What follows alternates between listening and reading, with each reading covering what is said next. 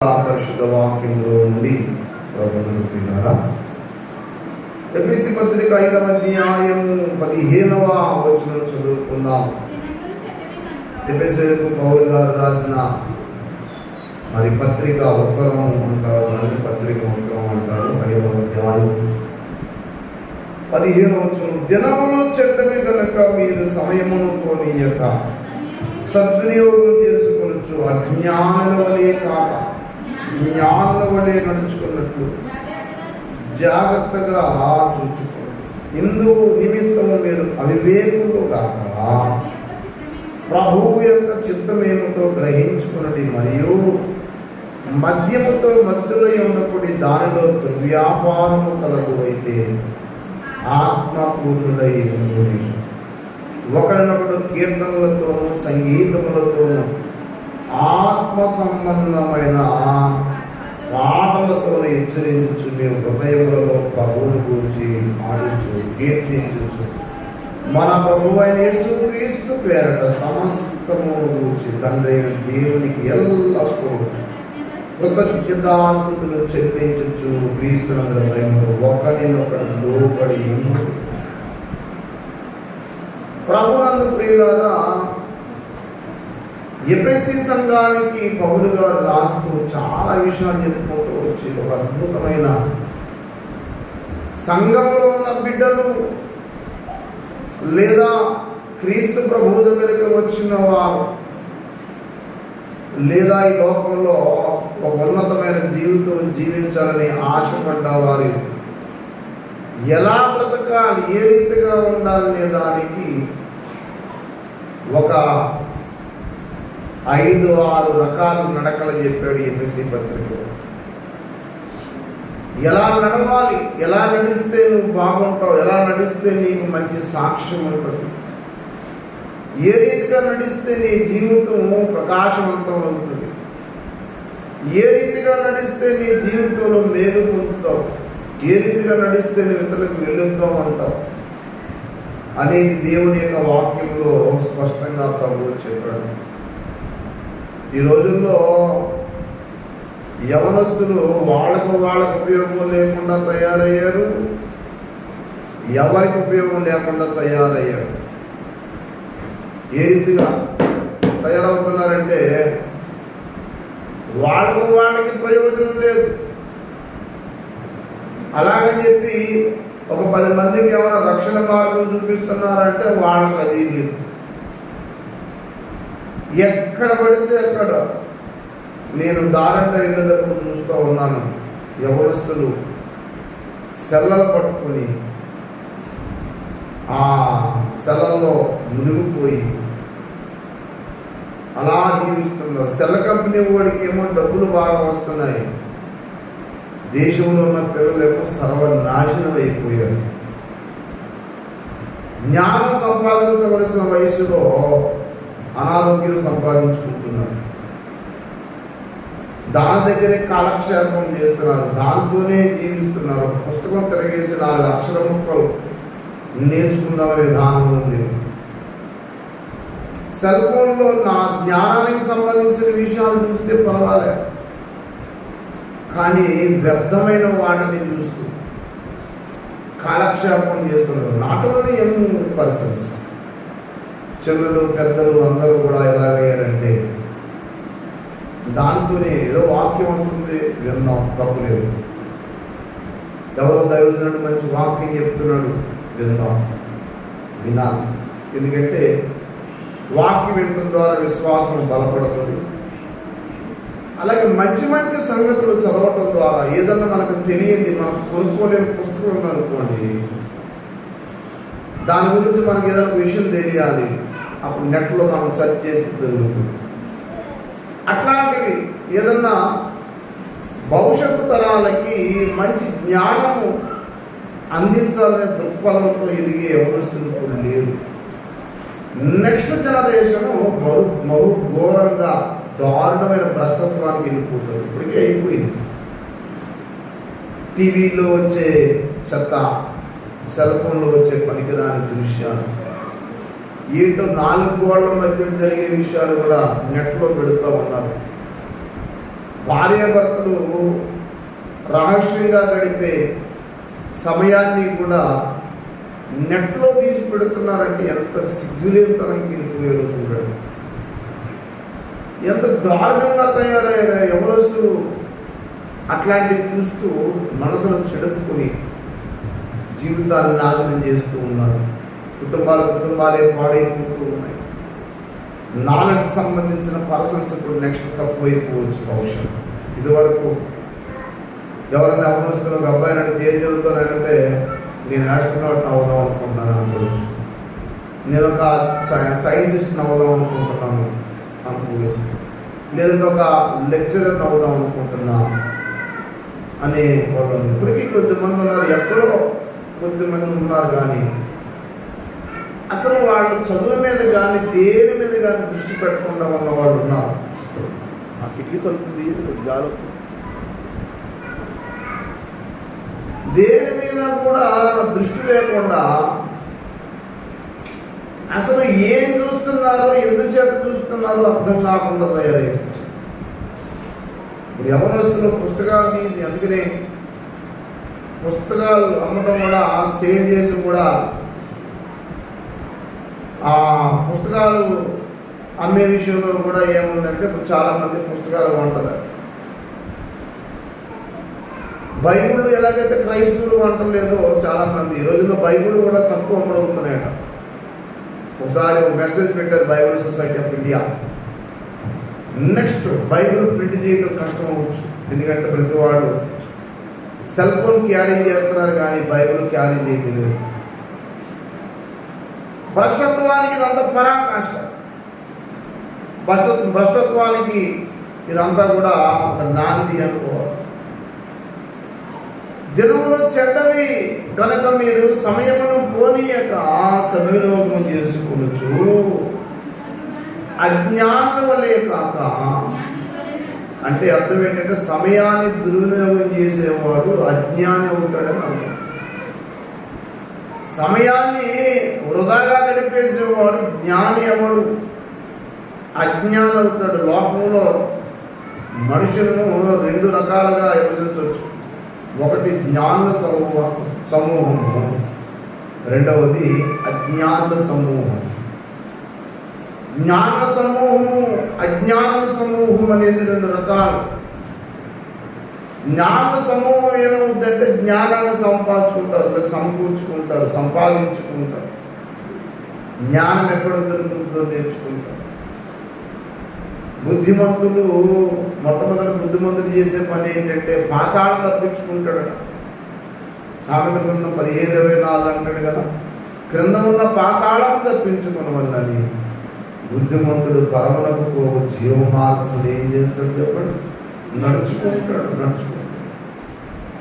అతని యొక్క ప్రవర్తన మార్చుకునే ముందు తన జీవితాన్ని దేవునికి సమర్పించి నిత్య జీవానికి వెళ్ళే దారిలోకి వెళ్తాడు బుద్ధిమంతుడై. కానీ బుద్ధిహీనుడు ఏమవుతాడు అంటే దేవుని మార్గాన్ని వదిలేస్తాడు, వాక్యాన్ని వదిలేస్తాడు, ప్రార్థన వదిలేస్తాడు, బైబిల్ వదిలేస్తాడు.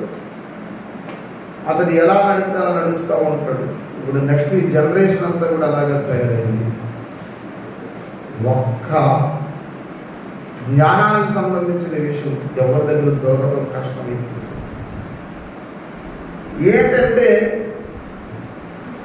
ఇప్పుడున్న యవనస్తులకి చదువు మీద శ్రద్ధ లేదు. ఎవరన్నా మంచి చెప్తే వినే అంత విషయం లేదు.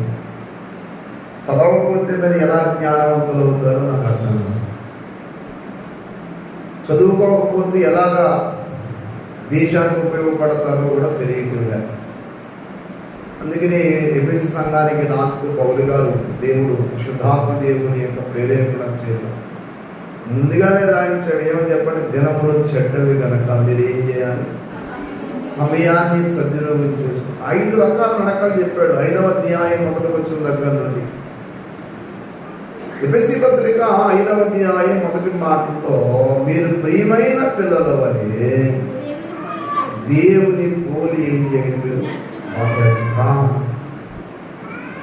అనగా మీరు ఎలా నడవాలంటే నిన్ను చూసిన వ్యక్తి నీలో ప్రభువును చూడాలి. దేవుని పోలి ఆడని పోలి కాదు. సినిమా యాక్టర్లు పోల్చుకోవద్దు. ఆడపిల్లలైతే ఆడోళ్ళ యాక్టర్స్, మగవాళ్ళైతే మగ యాక్టర్లు. నువ్వు దేవుణ్ణి పోలి నడుచుకోవాలి తప్ప ఎవరినో మనిషిని పోలి నడుచుకుంటే నాశనం అవుతావు. అందరూ అలా తిరుగుతున్నారు, నువ్వు అలా తిరిగేవనుకో నీ జీవితం అంతే. వాడు ప్రార్థన మానేస్తాడు, మేము మానేది. ఆడితే నేను వస్తాను. ఆ నరకానికి ఎంత ఆడుతుకొని వెళ్తాం నరకానికి. వాడిస్తే నేను వస్తాను, వాడు తింటే నేను తింటాను అంటే అది నీ జీవితం బాబు, నువ్వు చూసుకోవాలి. కొంతమంది ఎవరన్నా వెళ్తున్నారు లేదో ప్రార్థన చూసి బయలుదేరుతారు. కొంతమంది ఎవరెవరినో చూసి ఏం చేస్తారంటే ప్రార్థన మానేస్తారు, ఇంట్లోనే ప్రార్థన చేసుకుంటూ ఉంటారు. ఆన్లైన్లో వాక్యం అంటే తప్పేం కాదు, వినొచ్చు. అదే క్షణంలో దేవుని మందిరానికి వెళ్ళవలసిన సమయంలో దేవుని మందిరానికి వెళ్ళాలి. చర్చికి వెళ్ళడం మానేసి నేను సెల్ ఫోన్ పెట్టుకుని చూస్తున్నానండి అయ్యారు. నాకేమీ చర్చికి వెళ్ళకపోయినా పర్వాలేదండి. ఇంకొకటైతే ఏమన్నాడు, మేస్టారే ఒక ఆయన పిల్లలకు బుద్ధి చెప్పవలసిన వాడే ఆ మహానుభావుడు అయితే ఏమన్నా తెలుసా, నేను చర్చికి వెళ్ళాను కదా, నేను ఇంట్లోనే కూర్చుని సెల్ ఫోన్లో వాక్యం వినేస్తాను, నాకు నచ్చినది అంత ఎదుర్కొంటా ప్రభు సార్ రక్తం పెట్టుకుంటాను అంటే అర్థం ఏంటంటే అతను స్వనీతి పరుడు. నేను అక్కడ ప్రార్థన చేస్తూ ఊరుకుంటాను అంటూ మరి భయపెచ్చు. ఏ సేవకుడు మాత్రం బాగున్నాడు, అతను చెడిపోయినాడే అంటే మరి ఈ పెద్ద పవిత్రుడు అన్నట్టు. స్కూల్లో పిల్లలు సరిగ్గా పాఠాలు చెప్పడు, స్కూల్లో పిల్లలు ఎప్పుడు పట్టించుకోడు, ఎప్పుడు డబ్బులు లెక్కెట్టుకుంటూ ఏం కొనాలి అది కొనాలి చూసుకుంటాడు. ఏ పిల్లల సంగతి ఏంటి, అసలు ఈ పిల్లలు ఎలా చదువుతున్నారో పట్టించుకున్నాడు. పనిహిమాన్ని స్వనీతి పరుడు ఎలాంటి వాళ్ళు చాలా మంది ఉన్నారు. కొంత టీచర్లు వాళ్ళ పిల్లలేమో ప్రైవేట్ స్కూల్లో చదివిస్తారు, ఈ పిల్లలు వీళ్ళు గవర్నమెంట్ స్కూల్ ఉద్యోగం చేస్తూ వాళ్ళు ఎదుర్కొంటున్న పిల్లలు చదువు చెప్పరు. తెలుసు నేను చదువు చెప్పమని అందుకే ఆ పిల్లలు ప్రైవేట్ స్కూల్లో వేస్తాను. ఏంటి కారణం ఏంటంటే వీళ్ళనే కమిట్మెంట్ లేదు, వీళ్ళనే దాంట్లో లేదు. చాలా దుర్మార్గులండి, శాపగ్రస్తులు. గవర్నమెంట్ దగ్గర నుంచి పిల్లల మీద వంకెట్ నువ్వు జీతం తీసుకుంటున్నప్పుడు ఆ జీతానికి దగ్గర పని చేయాలి.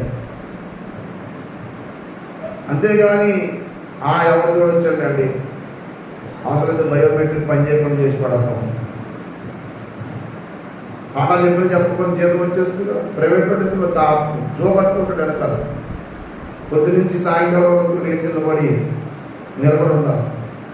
ఇక్కడ పీరియడ్ చెప్పకపోతే నేను ఎవరు అడగడం, ఎందుకు చెప్పలేదు నాకు రావు ఊరుకోవడం. బుద్ధి జ్ఞానం ఉండాలి క్రైస్తవ టీచర్లు కూడా. మనస్సాక్షంగా దేవుళ్ళు ఎక్కడ అడుగుతాడు, ఇక్కడ ఎవరు అడగకపోయినా. టీచర్లు అనేవాళ్ళు సరిగ్గా మౌడు చేస్తే స్కూల్లో సమాజం అంత చెడుకు. అలాగే సంఘాలు ఉన్న సేవకులు కూడా ఎవరు వస్తే ఎవరు పోతే నాకెందుకులే, ఎవరు వస్తే ఏంటిపోతే అది కాదు పద్ధతి. అసలు వాళ్ళ యొక్క విధానం ఏంటంటారు.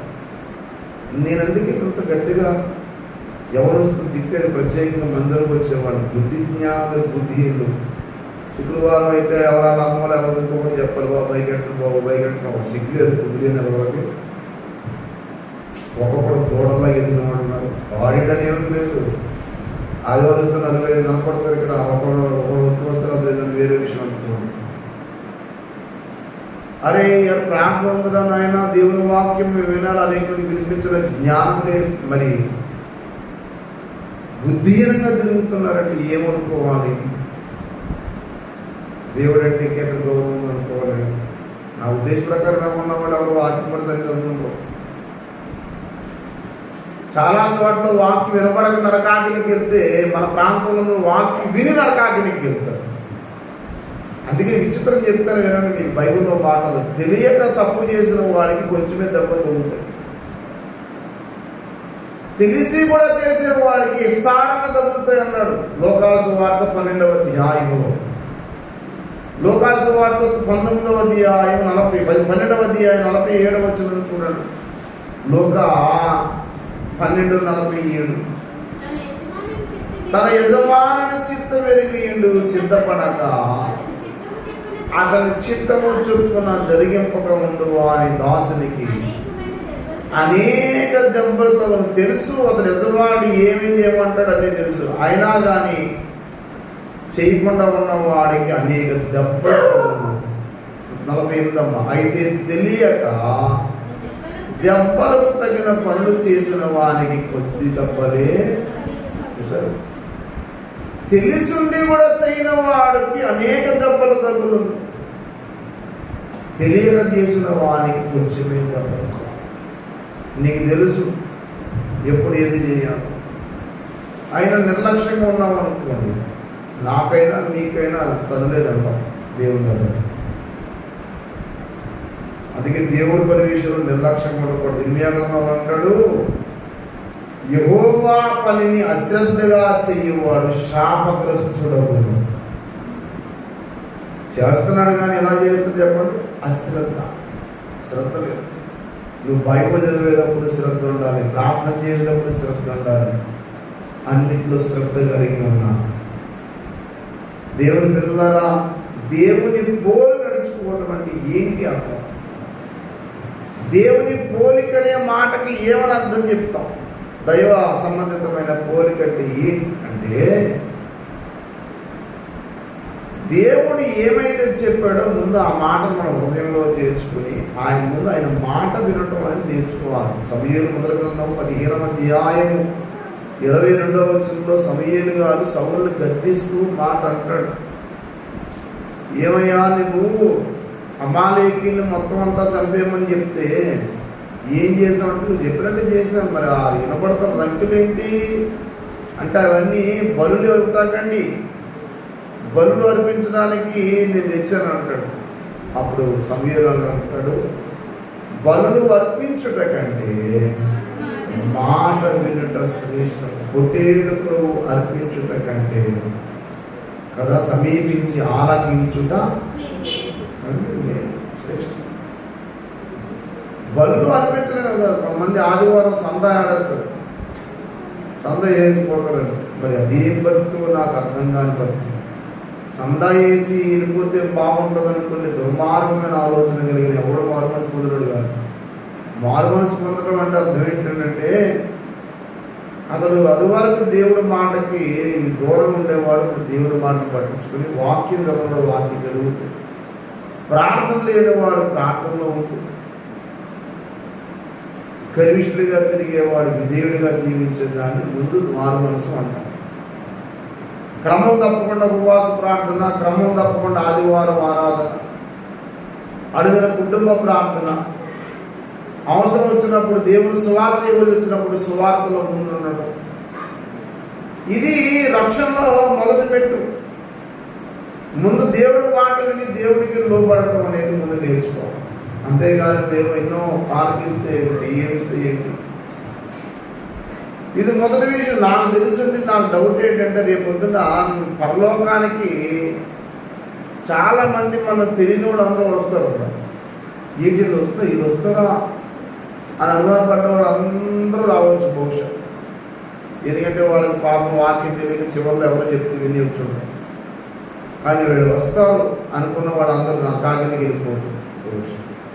రేపొద్దు నరకాగ్నిలో కనపడేవాడు చాలామంది కనపడవచ్చు మనకి.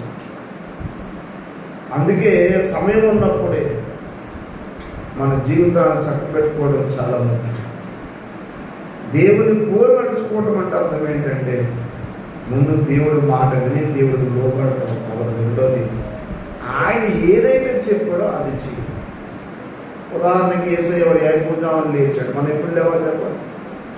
మార్కు 1:35 ప్రకారం ఆయన ఇంకను చాలా చీకటి ఉంటుండగా ఆయన పెందలాడని లేచి అరణ్య ప్రదేశంలోకి వెళ్ళి అక్కడ ఏం చేస్తున్నాడు? ఆయన ప్రార్థన అంటే ప్రార్థించే అలవాటు ముందు యేసయ్య కోరిక. రెండు, ఆయన సమాజ మందిరానికి వెళ్ళి అంటే అర్థం ఏంటంటే ఆయన సమాజ మందిరానికి వెళ్ళే అలవాటు అన్నమాట, అది ఒక కోరిక. మూడు, ఆయన వాక్యము చదివారట. చదువు ఆయన వాడికి చెప్పున ఆయన వాక్యం చదువుతాం. లోకాసువార్త 4:18 ఉండదన్నమాట. అలాగే తన వాడికి చెప్పున కొండకు వెళ్ళి రాత్రంతయు ప్రార్థన చేశారు. మనం రాత్రంతా ప్రార్థన పెట్టుకుంటాం 15వ తారీఖు అని. నేనేదో ప్రార్థన పని వెళ్ళిపోతాను, నేను రాకపోతే మీరు రాను. మీరేమనుకుంటారంటే ఆయన వద్దు మనం బాగుండదు, ఆయన రాకపోతే పాస్టర్ రాకపోతే మనం ఏం చేస్తాం. ఇప్పుడు రేపు పొద్దున్న భగవత్ పాస్టర్ గారు తీసుకెళ్ళలో దేని ఖాళీ అయితే ఎప్పుడు ఉండదు. కాకపోతే ఇక్కడ దేవుని పని కాదనలేక మొహమాటానికి గురైపోయి వెళ్ళిపోతాను. నేను ఎక్కడ దగ్గర ఫోన్లో ఒక మాట వింటే మాట్లాడుకుంటున్నారు. సంఘ బిడ్డలు నేను లేకపోయినా పేదలు శరసాలలో ఉన్నా కానీ సంఘం అయితే అత్యాశక్తితో ఇంట్లో నిద్రపోవచ్చు ఉండేది. అందా ఏం చేశారు సంఘంలో? నా డౌట్ రేపు పొద్దున కానీ నన్ను ఎవరిని బంధిస్తే మీరు అందరూ తలుపేసిపోతారు. నిజం.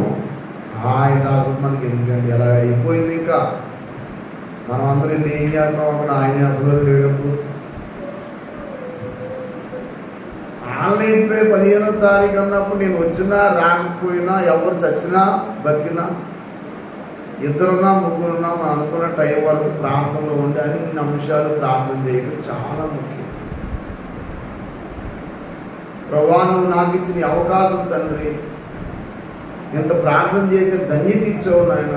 ప్రార్థన అనేది ఒక కృప అండి. ప్రార్థన వరం అనేది ఒక కృప. ప్రార్థన చేయటం వల్ల ప్రార్థన చేసిన వాడికి ముందు మేలు జరుగుతుంది. ప్రార్థన ఎవరి కోసం చేస్తున్నావు వాళ్ళొక్కడే మేలు జరుగుతుంది అనుకున్నారు కనుక నువ్వు ప్రార్థన చేస్తే నీకు కూడా మేలు అవుతుంది. ప్రార్థనకు ఎవరో మనల్ని గెంటే పరిస్థితి తెచ్చుకోకూడదు. ప్రార్థన అంటే ముందు నేనే ముందు ఉండాలి. నువ్వు ఎప్పుడైతే ప్రార్థనలో ఎదగలుగుతావో అది యేసయ్య పోలిక. ఆయన తన వాడికి చొప్పున కొండకు వెళ్ళి రాత్రంతా ప్రార్థన జీవితంలో కుటుంబ ప్రార్థన నీకెవరో చెప్తేనే చేస్తావా? టైం అయితే కుటుంబ ప్రార్థనలో మోకరించి అలవాటు నీకు లేదా? అలాగే ఏకాంత ప్రార్థన నీ జీవితంలో అలవాటు లేదా?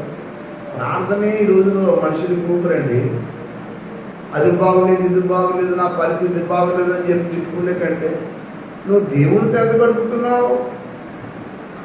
నువ్వు దేవునితో గడిపే విధానం చెప్పాలి. యేసయ్య పోలికంటే ఇంకో పోలిక ఉంది. ఆ పోలిక ఏంటంటే మరి ఫిలిప్పీ పత్రిక 2:5 చెప్తాడు, క్రీస్తు యేసునకు కలిగిన ఈ మనస్సు ఎన్నో కలిగి ఉండండి. అంటే తగ్గింపు స్వభావం కలిగిన జీవితం. అదొక పోలిక. తగ్గింపు స్వభావం అయింది. ఎంత గొప్ప వ్యక్తి అయినా ఆయన జీవితంలో అంత దీనుడు. ఆయన దేవునికి స్తోత్రం కలుగునగా. ఎంత దీనుడు తెలిసేది మనిషి. ఈ రోజుల్లో మనం కాస్త ఉంటే పట్టుకోరు, ఎవరిని మనం పట్టుకోరు. 4 ముక్కలు తెలిస్తే ఎంత గర్వమో. కొంతమందికి మెడ ఉండదు, ఎవరిని పలకరించరు, కనీసం ఒక్కరిని కూడా పలకరించే విషయం పెట్టుకోరు. కొంతమంది గౌరవించరు, పెద్దవాళ్ళని గౌరవించరు. కారణం ఏంటంటే గర్విష్ఠుడు. జీవితంలో ఎవరైనా నాశనం అయిపోయాడంటే రాజకీయ నాయకుడైనా ఎవడైనా గర్వమే వాళ్ళ జీవితాన్ని నాశనం చేస్తుంది. ఎవరి గర్వము వారిని తగ్గించిన వినయ మనస్కుడు ఘనత ముందు అంటాడు సామెతలు 29:23. ఎంత ఎదిగినా ఎంత చదివినా నీకు ఎన్ని వచ్చినా కానీ దీనత్వం అనేది దొరుకోకూడదు. అలాగే అదే సామెతలు 16:18 అంటాడు, నాశనమునకు ముందు గర్వము నడుచును, పడిపోటకు ముందు అహంకారం. కొంతమందికి అహంభావము. యేసయ్య పోలికలు ఇంకో పోలిక ఏంటంటే దీనత్వము. దేవునికి స్తోత్రం కలుగునగా. ఆయనకున్నంత దీనత్వం ఈ భూమి మీద ఎవరికి లేదండి. యేసయ్య మామూలు దీనుడు కాదు. ఆయన కోపం లేదని కాదు, కానీ మన కోసం శిలువ మరణం పొందినంతగా తగ్గించుకొని దాసుని రూపము ధరించుకొని ఎంత దేవుడు. ఆ తగ్గింపు, అలాంటి దేహంతో నువ్వెప్పుడు కలిగి ఉంటావు అప్పుడు దేవుడిని ఇచ్చేస్తావు. తనను తాను తగ్గించుకున్నవాడు ఇచ్చేవాడు. నీ దీనత్వము నీ చేతకాంతనం అనుకున్నావు కదా. చాలామంది ఏమనుకుంటారంటే మనం తగ్గితే చేతకాంతం అనుకుంటారండి. మన దీనత్వం చేతగాంతనం కాదు, ప్రభువుని కనపరుస్తుంది. చాలామంది ఏమనుకుంటారంటే మన దీనం అయిపోయింది కాబట్టి చేతగానుడు ఏమనుకుంటారు.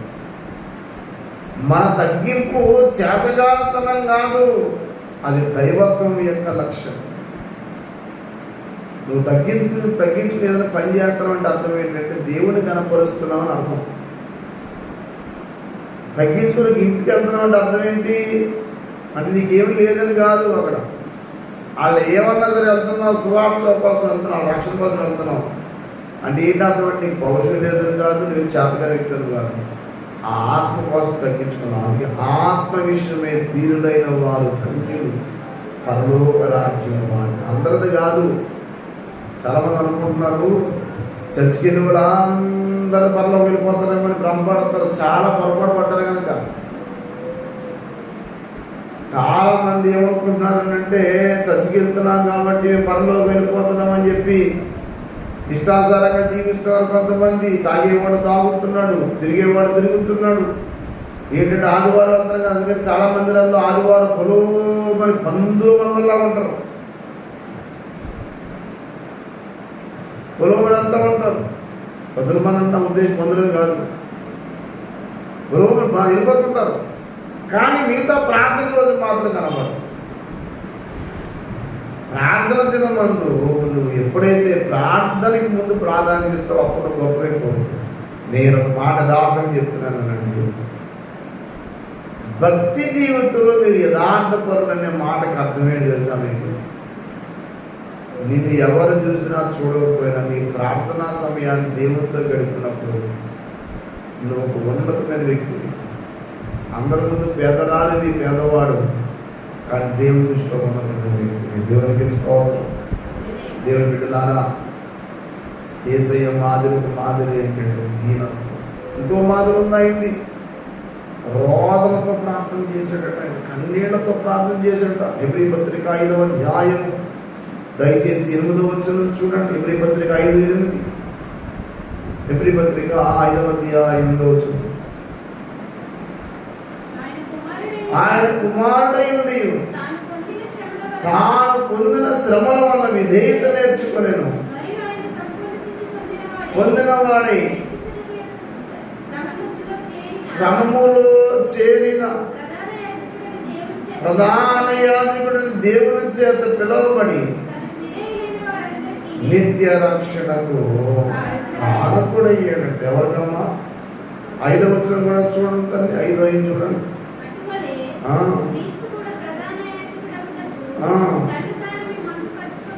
తను తాను మహిమపరచుకోలేదు కానీ కదా ఎంత తగ్గించుకున్నాడండి. యేసయ్య తగ్గింపు ఉన్నతమైన తగ్గింపు. మహారోదనతోనూ కన్నీళ్లతో తన మరణమును విడిపించిన వారికి దివారాత్రము ఏం చేశాడటమ్మా? విజ్ఞాపన చేశాడు. దేవునికి స్తోత్రం కలుగును గాక. రాత్రి నిద్రపోయేయడం లేదు తెలియదు. ఈరోజు మనకు గంట నిద్రపోతుంది, లేకపోతే ఉండదు. నిద్రపోయే సమయం నిద్రపోవచ్చు, తప్పలేదు. కానీ మేల్కొండే సమయంలో మేల్కొని ఉండాలి. నువ్వు నిద్రపోయే సమయం నిద్రపోద్దని ఎవరున్నారు? నిద్ర కూడా చాలా ముఖ్యమే మన శరీరానికి. కానీ అస్తమానం నిద్రపో, అనవసరం నిద్రపో. ప్రార్థనా జీవితంలో దేవుని యొక్క సన్నిధిలో నీ ప్రార్థన ఎంత ఉన్నతంగా ఉండాలంటే దేవుని యొక్క తగ్గింపు నీలో స్పష్టంగా కనపడాలి. అది విధేయత అనేది ఆయన మాదిరి, ఆయన కోరిక. ఇలా చాలా ఉన్నాయి. అందుకని ఒక ఇంటికి మనం బైబిల్ అడుగుతూ ప్రార్థన చేయడానికి వెళ్ళామంటే అర్థం ఏంటంటే మనం ఏదో చేతకాని వారు అని కాదు. మనం ఏంటంటే దేవుని యొక్క ప్రేమను పట్టుకుని వెళ్తున్నాం. దేవునికి స్తోత్రం. పౌలంతటి భక్తుడు బాగా చదువుకున్న వ్యక్తి మాట్లాడినాడు, నన్ను నేను తగ్గించుకున్నందున మీ దృష్టికి నేను ఇలా కనబడుతున్నాను. తగ్గింపు అవతల వ్యక్తుల్లోనేమో మనం చేతగాంతరం అనిపిస్తుంది, కానీ దేవుని దృష్టిలోనేమో గొప్పతనం ఉంటుంది. ధ్యానికి వచ్చాం. నా మాట నీకు చూసారా అనుకుంటారా? నేను నవ్వుకొని అనుకుంటున్నప్పుడు కూర్చోడా, నేను ప్రభువు కోసం తగ్గించుకున్నాను. నేను నిన్ను చూసి కాదు తగ్గించుకున్నాను. చాలామంది అనుకుంటూ ఉంటాం, నేను కొంతమందితో మాట్లాడుతుంటే ఆడే మాట్లాడుతున్నాను. నా తగ్గింపు నీ గొప్పతనం అనుకోవద్దు, నా వరకు ప్రాణం పెట్టి వేసైపోవద్దు. అందుకే నీ తగ్గింపు ఎప్పుడు కూడా 10 మంది దృష్టిలో చులకంగా కనపడవచ్చు, కానీ దేవుని దృష్టిలో మాత్రం అది ఎక్కువ అవుతుంది. అది యేసయ్య పోలిక. దేవుని పిల్లలు ఇలాంటి చాలా, అందుకని ప్రియమైన పిల్లల వల్లే దేవుని పోలి, అంటే నిన్ను చూసినప్పుడు యేసయ్య ఎలా ఉంటాడో తెలియదు, కానీ నీ ప్రవర్తన అంతా చూసాడు యేసయ్య చూడాలని. వాళ్ళు మన ఏజెన్సీలో మాట్లాడుతుంటే ఒక ఆమె అడుగుతుంది, చెప్పదు సువార్త చెప్పు, వెళ్ళిపో. ఒక కుర్రోడు చెప్తున్నా, కుర్రోడు చెప్తుంది, వెళ్ళిపో అని చెప్పరా అన్నీ. మత ప్రచారం చేయడానికి వచ్చారు మీరు అంటుంది. మత ప్రచారం చేయడానికి మేము రావటం ఏంటండి? మత ప్రచారం చేసామో లేదా అబ్బాయిని అడుగు. మన సనాతన ధర్మం అండి, మన హిందూ ధర్మం అండి అని మొదలెట్టింది. ఏట్రా హిందూ ధర్మం సనాతన ధర్మం అని ఎవరైనా అడిగామనుకోండి, అసలు దానికి అర్థం చెప్పలేరు. నేను అడిగాను సనాతన ధర్మం అంటే ఏం చెప్పమ్మా అంటే చెప్పలేకపోతుంది. గ్రూప్లో పెట్టారు, మీరు విన్నారు లేదు చెప్పు అంటే ఏంటో తెలియదు. పాపం అతనిలాగా మనం కూడా ఏదైనా అంటే వెళ్ళిపోతాం మేము అనుకుంటాము. కుదరలేదు ఇంకా ఆఖరికి దారికి వచ్చింది. నిన్న మొన్న 2 రోజుల క్రితం కోటము శివుడు బొమ్మ దగ్గర అందకళాకారులు పాటలు పాడుకుంటారు రోడ్డు మీద. ఈ కేడిఆర్ అనే ఒక కేడిగాడు ఉన్నాడు. ఆడి కేడిఆర్ ఆడి ఇంకా గుడ్డోళ్ళదు, ఒక పనికి మాలిన మూడు. వాళ్ళు అక్కడ పాటలు పాడుకుంటుంటే సెల్ ఫోన్ ఎట్టి రికార్డ్ చేస్తూ అక్కడ పోలీసులు వారు ఉంటే పోలీసు వారు ఉంటే దగ్గరికి వెళ్ళి, ఏసారి ఇక్కడ పాటలు పాడుతున్న మీకు కనపడలేదా చూడండి, ఇక మన బొమ్మ దగ్గర పాటలు పాడుతున్నట్టే గుడ్డి పనికి మాలిన వాడు కాకపోతే, గుడ్డి రాసుకెళ్ళి కాకపోతే వాడు కేడిఆర్ అనేవాడు అందులో రోడ్డు మీద పాట పాడుకుని వాళ్ళు జీవితంలో వాళ్ళ బ్రతుకులో ఏదో వాళ్ళు జీవించడానికి పాటలు పాడుతున్నారు. అది క్రైస్తవ ప్రచారం అంటాడికి. పచ్చకామల్లో వాడికి లోకమంతా పచ్చగా ఉన్నట్టు వీడొక పనికి మాలను చెడిపోయిన కళ్ళెట్టుకొని అందులో పాటలు పాడుకుంటే వీడికి నొప్పి ఏంటో నాకు అర్థం కాదు. దేశమంతా వీడేమైనా కొన్నాడా? రోడ్డు మీద ఎక్కడన్నా పాడుకున్న హక్కు అందరికీ ఉంది, నువ్వు వాడుకొని నవ్వడొద్దు అన్నాడు. కేటిగా అనేవాడు అసలు ఆయన అడిగేవాడు ఎవడు ఉన్నాడు లేదో అర్థం కాదు. కానీ ఆడికి ఇంకా నాకు నిండా 30-40 సంవత్సరాలు ఉంటాయి ఉండవు అర్థం కాదు. ఇక్కడ పాట కూడా మత ప్రచారం. మళ్ళీ కింద వాడు చెప్పుకుంటూ సపోర్ట్ చేయండి అని ఫోన్పే అడ్రస్లు, బ్యాంక్ అడ్రస్లు ఇవ్వడం పని. నీకు డబ్బులు సంపాదించుకోవడానికి సిగ్గులు వచ్చలేదనుకుంటాడు ఇలాంటి వాడు. యేసు ప్రభు సువార్త అనేది దేశాన్ని నాశనం చేయడానికి ఏంటన్నా? యేసు ప్రభు సువార్త అనేది దేశాన్ని పాడు చేయడానికి చెప్తా అనుకుంటున్నారు. ఊరు కూడా ఉన్న చోట ఉండి దేవుని యొక్క మాట ఎందుకైనా పడుతుందో బుద్ధి తెచ్చుకున్నారు. ఎందుకు ఆమె శిక్షణ గురించి చస్తావు, అది చచ్చి పురుగులు పట్టి దాస్తారు. కారణం ఏంటంటే రోడ్డు మీద అందులో పాపం పళ్ళు లేవు, నీ మీద కేసు పెడతామని వాళ్ళు బెదిరించడం. ఏడు పెట్టి చూస్తా ఎలా పెడతాం, ఇక్కడ గాలు చేసుకున్నారా? ఊరుకుంటుంటే పాపం వచ్చి క్రైస్తవులు ఏమి చేతకానని అనుకుంటున్నాడు. వీడు కేడిఆర్ అనేవాడు ఒకడో, ఆడెవడు ఒప్పుకున్నాడు, ఓంకార్ అనేవాడు ఒకడో, లల్దీడో. ఈ మధ్యకాలం నేను కర్రోడు తగ్గాడు కొంచెం. కరుణాకర్ సిగ్గులు అనేవాడు, సిగ్గులేని ఆడుకోవడం, లలిత్ కుమార్ అనేవాడు ఒకడు. వీళ్ళందరూ క్రైస్తవుల మీద పడి బైబిల్ పడి ఆడటం తప్ప మా గ్రంథాల్లో ఇదని చెప్పడం అవుతాను అనమాట. మా గ్రంథాల్లో ఇదని చెప్పుకున్నా కొంచెం మీకు ఏమన్నా దమ్ము సత్తా దేశాన్ని బాగు చేసే విషయం ఏదైనా ఉందంటే, బాబు తాగేవాళ్ళు తాగంటారా నాయన, అన్యాయం చేసేవాడు అన్యాయం చేయకంటారా, వ్యభిచారం చేసేవాడు వ్యభిచారం చేయకంటారా, మోసం చేయకంటారా, మాకిలాగా ఫోన్పే నెంబర్లు ఇచ్చి డబ్బులు దొంగకోకుండా అని చెప్పడరా మీకు అంత ఉంటే.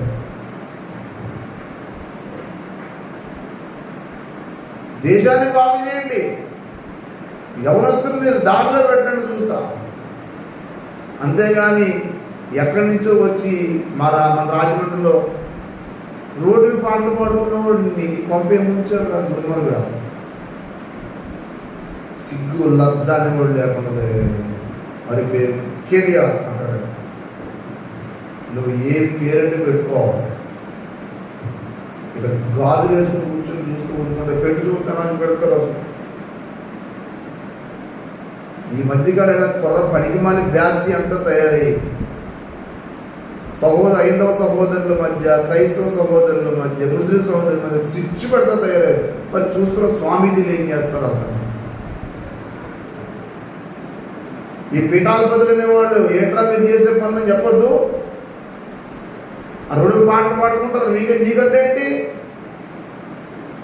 రోడ్డు మీద పాటలు పాడుకునే వారు పాట పాడుకుంటారు. ఏంటి నీకు అసలు అంటూ ఆ ఇష్టం వాళ్ళు పాడుతారు. నువ్వు పాడుకో, అవసరం లేదు, పక్కన నువ్వు పెట్టుకో. శివుడు బొమ్మ ఉంది అంటే శివుడు బొమ్మ ఉంటుంది. ఏ శివుడు బొమ్మ ఉంటే పాడకూడదని రూల్ ఉందా? అది పాటల దగ్గర ఎప్పుడు రోడ్డు పెట్టారు. మీరు ఎవరిని అడిగి పెట్టారో మాకు అవసరం లేదు, మీరు ఎందుకు పెట్టుకున్నారో మాకు అవసరం లేదు. బొమ్మలో రోడ్డు పెడుతున్నారు, గుళ్ళు రోడ్డు మీద కడుతున్నారు. మేమన్నా అడుగుతున్నామండి, రోడ్డు మీద ఎందుకు కట్టారు మేము అడుగుతాం? మేము అలా అడుగుకోం. మేము పట్టుకోవాలనుకుంటే స్థలం కొనుక్కుని గుడి కట్టుకుంటాం. నువ్వే అడ్డంగా రోడ్డు పెట్టుకుంటే అలాగే చెప్పి మేము బాధపడుకోం నీకులాగా. మన ఇష్టం, మన దేశంలో స్వాతంత్రం ఉంది, పట్టుకుంటారు పెట్టుకుంటారు. కానీ మరి మిగతా వాడు పాటలు పాడకూడదు అనుకుని మాట్లాడే విధానం ఏంటి అసలు? యేసు ప్రభువు యొక్క మంచితనాన్ని చేతగానితనం అనుకుంటున్నారు ఏదో. అందుకే ప్రేమగలడు అంటే మేము ఏం చేసినా పర్వాలేదు అనుకునే తయారవుతున్నారు. జాగ్రత్త, దేవుని యొక్క శిక్షకు గురవుతే నేను ఎవరికి లేపలేను. దేవుని పిల్లలారా, ఆయన కోరిక ఎందుకు మాట చెప్పానంటే, ఏం చేసినా నాన్న అంటుంది. నేను మాట్లాడి సార్ మిమ్మల్ని కాదు సార్, చాలామంది వచ్చి ఆమెకి ఒక డబ్బులు అడుగుతున్నారండి. ఏమో అడిగారో లేదో మనకు తెలియదు. నా దగ్గర అది చెప్పాలన్నా నా దగ్గర గెలవలేక మాట్లాడలేక అలా చెప్పిందేమో. ఏంటో ప్రతివాడు సనాతన ధర్మం అని చెప్పి ఒక విషభేదం ఏంటో సనాతన ధర్మం చెప్పండి. సనాతన ధర్మంలో మాట ఏంటంటే సత్యమునే పలక. సనాతన ధర్మం చెప్పనే తప్ప అసలు సనాతన ధర్మంలో ఏముందో చెప్పడం ఒకడు. ఏంటంటే మనుషులు అమాయక హృదయాల్లో విషం పోయినారు. దేవుని పిల్లలారా, దేవుని సన్నిధికి వస్తున్న మనం సంపూర్ణ రక్షణ భాగ్యము పొంది యేసయ్య పోలికలు నడవడం ఏంటంటే ఆ తగ్గింపు కలిగిన మొదటిది. రెండవది యేసయ్య పోలిక దేవుని పోలి నడవడం. రెండవది ప్రేమ కలిగి నడుచుకోండి అన్నాడు 2వ వచనం 5:2. అటువంటి క్రీస్తు మనల్ని ప్రేమించి పరిమళ వాసనగా ఉండుటకు మన కొరకు తను బలిగాను అర్పణగాను దేవునికి ఏం చెప్పండి అప్పగించుకున్నాం. అలాగే మీరు ప్రేమగా నడుచుకోండి. ఆ మాట చెప్పి ప్రేమ అనే మాట ఎందుకనంటే, ప్రేమ అనే మాటలో త్యాగం ఉందండి. ప్రేమ అనే మాటలో త్యాగం ఉంటుంది. ఒక వ్యక్తిలో ప్రేమ ఎప్పుడైతే ఉంటుందో త్యాగం చేస్తుంది. అవతల వ్యక్తి కోసం ఎంతన్నా కష్టపడతారు, ఎంతన్నా శ్రమిస్తారు, ఎంతన్నా ఖర్చు పెడతారు, ఏదైనా పోగొట్టుకుంటారు. యేసయ్య చేసిన పని అదే. మనిషిని ఎంత ప్రేమించాడు తెలుసు, ఆయన ప్రాణమే పెట్టాడు. ప్రతి ఒక్కరు రక్తాన్ని కోరుకున్నారు కానీ రక్తం ఇవ్వడానికి ఒప్పుకోలేదు. యేసయ్య ఒక్కడే ఏం చెప్పడము, మన కొరకు ప్రాణం పెట్టిన దేవుడు. దేవునికి స్తోత్రం. రోమపత్రికలో అంటాడు 8వ అధ్యాయంలో, మన ఎడల ఆయన ప్రేమ ఎలా అవుతుంది, మనం ఇంకా భక్తిహీనమై ఉంటుండగా యుద్ధ కాలము నందు క్రీస్తు భక్తిహీన కొరకు చనిపోయి, మనం ఇంకా పాపులమై ఉండగా మన కొరకు చనిపోయింది. That is the love of Jesus. అది అఫెక్షన్ అంటే ఎంత ప్రేమ అంటే యేసయ్యకు మనుషుల్ని మార్చి పరిశుద్ధపరిచి దేవుని సందులో నిలబెట్టారు. దేవుడున్నారా మరి దైవ సందులో దేవుని యొక్క సందుకు వస్తున్నారు. మనము ప్రేమ కలిగి నడుచుకోవాలి. ప్రేమ అనేది చాలా ముఖ్యమైన విషయం. ప్రేమ లేకపోతే వ్యర్థం అవుతాం. ప్రేమ అనేది లేకపోతే ఎంత చేసి అంత నిష్ప్రయోజనం. కొంతమందికి మాటల మీద పెదాల మీద ప్రేమ తప్ప క్రియల్లో ఉండదు. అందుకే మాటతో గాక సత్యముతోనూ క్రియతోనూ ప్రేమించము అంటారు.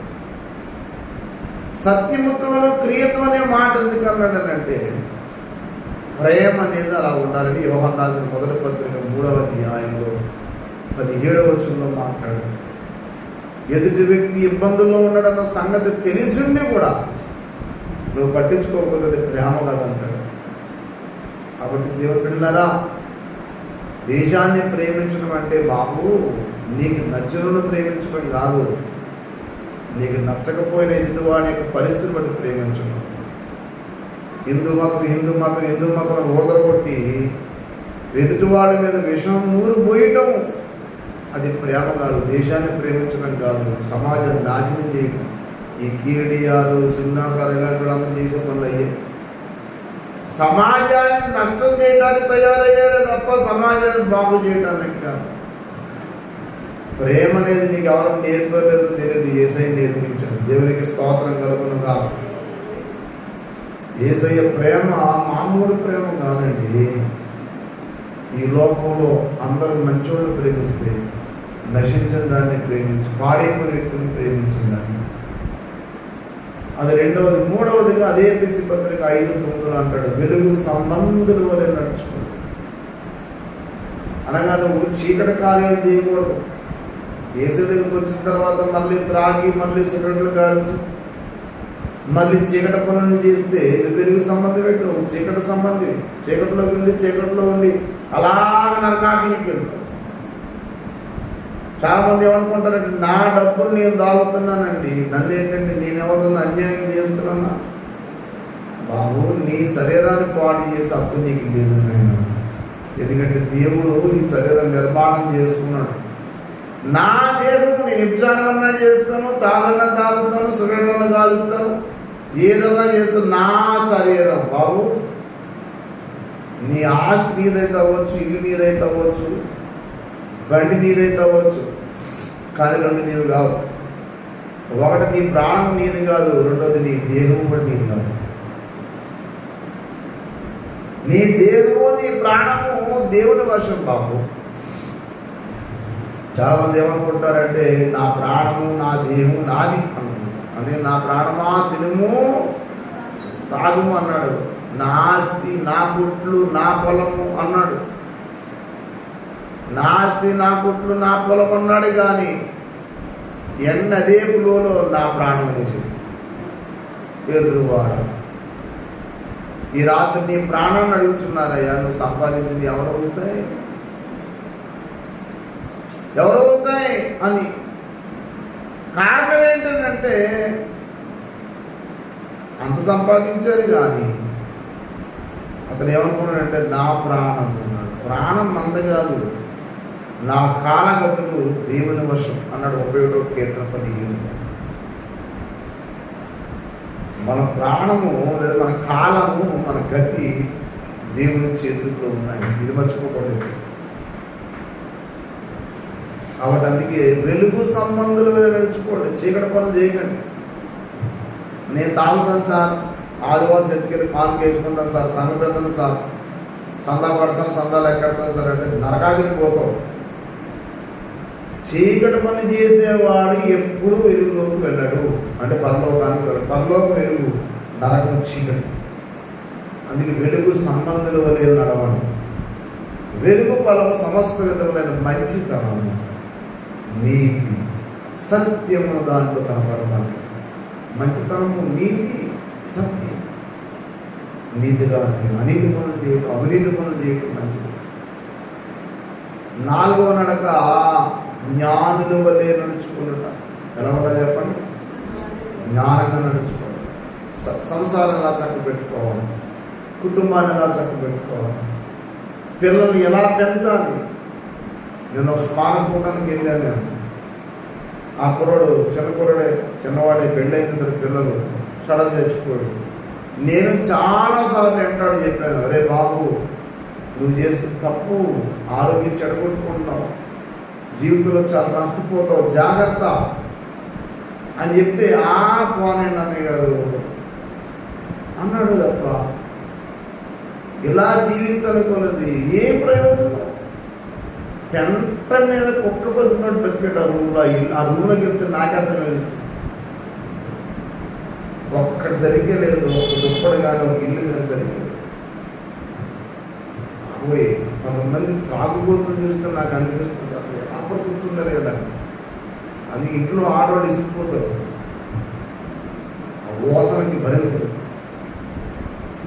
ఏంటో కొంతమంది, నాకు ఎప్పటికీ డౌట్, పంది ఎంత మురుగులో తిరుగుద్ది కానీ సారా తాగదు. పంది ఎంత మురుగులో తిరుగుద్ది కానీ సుట్లు కావాల్సింది, ఎప్పుడు సిగరెట్లు కావాల్సింది. మరి మనిషికి ఆ సారా, ఆ సిగరెట్లు సుట్లు అంటది ప్రేమ. అంత అసహ్యమైన బ్రతుకు మనిషి అక్కడే బ్రతుకుతాడు.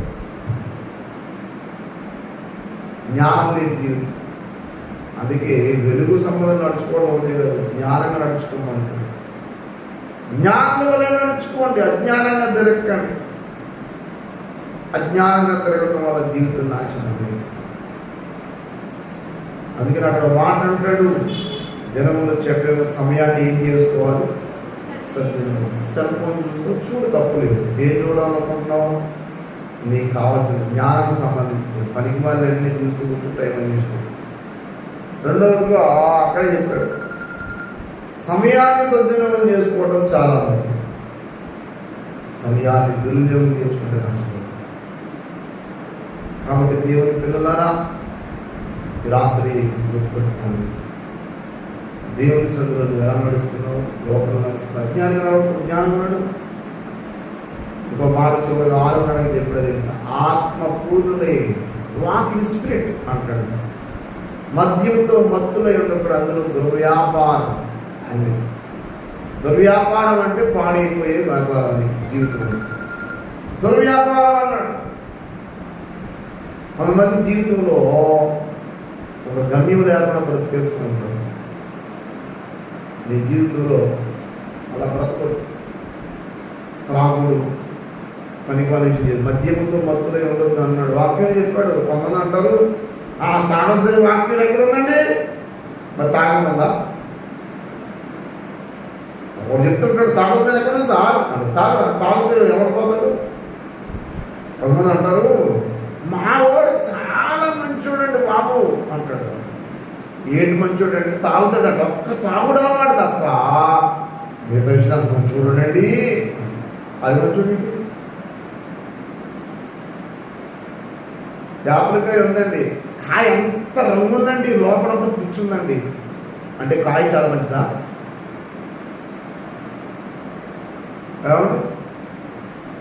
మీరు అది చెప్తారు, చాలా మంచోడండి, కానీ అలవాటు ఉందండి. ఏట్లా మంచిదనం అసలు నాకు అర్థం కాదు.